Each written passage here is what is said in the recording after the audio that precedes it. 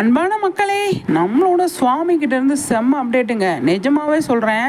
அவர் வந்து இன்ஜினியர் வேலை பார்த்துட்டு இருந்தார். இன்ஜினியரிங், அதாவது மெக்கானிக்கல் இன்ஜினியரிங் படிச்சுட்டு நான் வந்து வேலை பார்த்துட்டு இருந்தேன். என்ன ஒருத்தர் வந்து சூஸ் பண்ணி இதுக்கு வந்து அனுப்புனார் நடிக்கிறதுக்கு அப்படின்னு சொன்னார் இல்லையா, அவரை தாங்க இப்போ நினைக்கணும். அந்த மாதிரி சூப்பராக வந்து அவர் நினைக்கிற மாதிரி பயங்கரமாக வந்து அப்பயே அவர் கணிச்சிருக்காரு. இந்த பையனுக்குள்ள நிறைய விஷயங்கள் இருக்குது அப்படின்னு. எப்படியெல்லாம் நடிக்கிறாரு பார்த்தீங்களா? அது மாதிரி ஃபோட்டோ ஷூட்டில் இங்கே பாருங்களேன், துபாய் போயிட்டு வரப்போ பயங்கரமாக எடுத்திருக்காங்க. இப்போ நிறைய விஷயங்கள் அதில் வந்து கொடுத்துட்ருக்காங்க. எவ்வளோ ஸ்டைலிஷாக இருக்கார் பார்த்தீங்களா?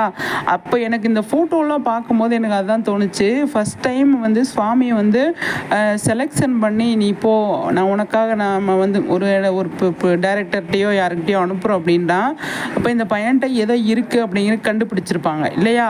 அந்த மாதிரி கண்டுபிடிச்சி அனுப்புனாங்க பார்த்தீங்களா? அவங்களுக்கு தாங்க ரொம்ப நன்றி சொல்லணும். சுவாமி அவர் எப்பயுமே சொல்லிட்டு இருப்பார் அப்படின்னு நிறைய தடவை நானும் கேள்விப்பட்டிருக்கேன். அந்தளவுக்கு இவருக்குள்ளே இருக்கிற திறமையை அப்பா கண்டுபிடிச்சாரோ இல்லையோ அவர் கண்டுபிடிச்சிருக்காருங்க. சூப்பரான விஷயம், செம்மையாக இருக்குது.